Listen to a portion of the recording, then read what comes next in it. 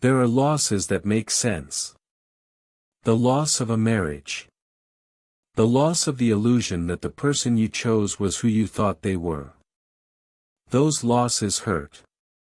But they have a name. They have a shape. With time, you learn to carry them. And then there is another kind of loss. The loss of someone you never imagined losing. Someone who was not just part of your life, they were the witness to it. Someone who was present at every moment that mattered. Who held your hand when you cried. Who danced beside you on the happiest day of your life. Your best friend. Anna had been divorced from Richard for 6 months. She had survived Carla's revelation. She had filed for divorce. She had rebuilt a routine, slowly, day after day, with the quiet determination of someone who knows there is no other choice. What sustained her through all of it was, in large part, Julia. Julia, her best friend since the age of 8. The maid of honor at her wedding. The person Anna called when she could not sleep. The person who showed up with food when Anna did not have the strength to cook. The person who always said, "I am here." Anna did not know that Julia also had a secret. A secret that had lasted 7 years. And that, when it came to light, was more devastating than anything Richard had ever done. Julia and Anna met in 2nd grade. Anna was new at the school.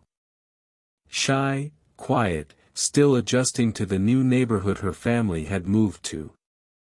Julia was the first child to sit beside her at lunch and ask her name. 30 years of friendship were born from that meal. They grew up together. Shared teenage secrets, first loves, first heartbreaks. When Anna went to university in another city, they called each other every week. When Julia went through a difficult relationship at 22, it was Anna who stayed on the phone with her for hours, listening. When Anna met Richard at that party, it was Julia who heard the details first. It was Julia who said, "This one seems different." It was Julia who held the bouquet at the wedding ceremony, tears in her eyes, smiling in a way that Anna kept in her memory forever. The perfect maid of honor. The perfect friend.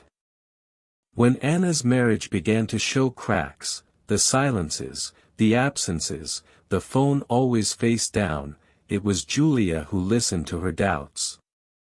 Who said, "You're overthinking it, Richard loves you." Who changed the subject whenever the conversation got too close to the truth. Anna interpreted this as loyalty to the marriage. It was not loyalty. It was guilt. 7 years ago, on an anniversary trip that Anna could not attend because Lucas was sick, Richard and Julia found themselves alone at a dinner that was supposed to be a group gathering. The others cancelled. The two of them went anyway. What happened at that dinner, Julia would always say afterward that it was a moment of weakness. That she did not plan it. That she did not want it to happen. But it happened. And after it happened once, it happened again. Not with the frequency of Richard and Carla. No child, no second family. But with an intimacy that was, in its own way, even more cruel, because it was built on 30 years of trust. Julia loved Anna. That was true. She also desired Richard. That was also true. And for 7 years, she lived with both truths inside her, unable to let go of either one. When Carla's story came to light and Anna's marriage collapsed, Julia felt something she had hoped would be relief. What she actually felt was panic. Because now Richard was free. And Julia had to decide what to do with 7 years of secret. She chose to stay silent. She chose to stand beside Anna during the divorce, hold her hand, listen to her pain, and say nothing. It was the most cowardly choice of her life. And it lasted only until the moment someone decided to speak for her. 6 months after the divorce, Anna was beginning to find a new rhythm. She worked more. She slept better. Lucas and Isabella were adapting to the new routine. The wound still hurt, but they no longer bled in the same way. It was on a Tuesday evening that Anna's phone buzzed. A message from an unknown number. No name. No greeting. Just a photo. Anna opened the image. It was Richard and Julia. At a restaurant Anna recognized. The photo was old, at least 4 or 5 years. They were sitting too close. His hand on top of hers. Both of them looking at each other in a way that left no doubt. Anna stared at the photo for a long time. Then she sent a reply to the unknown number, "Who are you?" The response took 3 minutes. "Someone who thought you deserved to know." Nothing more. The number never responded again. Anna put the phone down on the table. She looked at the walls of the house where she was rebuilding her life. And she felt something different from everything she had felt during the divorce. It was not pain. It was rage. Anna did not call Julia that night. She did not send a message. She did not go to her house. She waited. She waited 2 days, 2 days during which she responded to Julia's normal messages with normalcy, during which she said everything is fine when Julia asked how she was doing, during which she planned every word she was going to say. On the 3rd day, she called and asked to meet. Julia arrived at Anna's apartment with a smile and a bottle of wine. Anna opened the door. Let her friend in. Waited for her to sit down. Then she placed her phone on the table, with the photo on the screen, facing Julia. Julia's smile disappeared. The silence that followed was long. Anna said nothing. She waited. Julia looked at the photo. Looked at Anna. Looked at her hands. And then, very slowly, she began to speak. That it was a mistake. That she hated herself. That she had tried to end it many times. That she loved Anna too much to tell her. That she was afraid of losing the friendship. That she was sorry, that she had felt guilty for years, that she had carried it like a weight she could not put down. Anna listened to everything. Without interrupting. Without crying. With a stillness that frightened Julia more than any outburst could have. When Julia finished, Anna was silent for a moment. Then she said, "You were there when I found out about Carla. You held my hand while I cried. You said you could not understand how anyone could do that to the person they loved. You said that while looking me in the eyes." Julia did not respond. Anna continued. "I am not angry at you for being with Richard. I am angry at you for standing by my side and pretending you weren't. For looking at me and lying while I was falling apart. That was not weakness. It was a choice. You chose the lie every single day."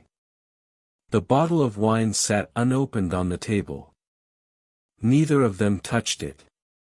Julia tried to make contact several times in the weeks that followed. Messages. Phone calls. A handwritten letter that arrived by mail, 3 pages of apology. Anna read the letter. Then she folded it carefully, placed it inside an envelope, and put it in a drawer. She did not respond. Not because there was nothing to say, but because she had reached a point where Julia's words had nothing left to offer her. An apology could not undo 7 years. Remorse could not give back the conversations in which Anna had cried about her marriage while Julia knew exactly why it was falling apart. Richard tried to use the situation to get closer to Anna again. Said he had changed. Said she deserved to know the truth. Anna did not answer the phone. Lucas, now 11 years old, asked once why Aunt Julia didn't come around anymore. Anna thought about the answer for a moment. Then she said, "Sometimes people we love make choices that hurt us. And we have to learn to love them from a distance." Lucas did not ask again. Sometimes the most honest answers are the ones a child accepts without needing more explanation.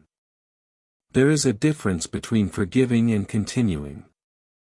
Anna learned that difference at 38 years old, in the hardest way possible. Forgiving does not mean opening the door again. It does not mean pretending it did not happen.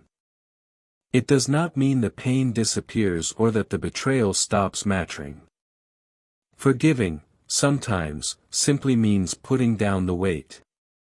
Stopping carrying the anger as if it were protection. Letting the story be what it was, without needing to rewrite it, without needing the other person to acknowledge the full extent of the damage. Anna did not yet know if she had forgiven Julia. But she knew she had stopped waiting for Julia to become the person she had believed her to be.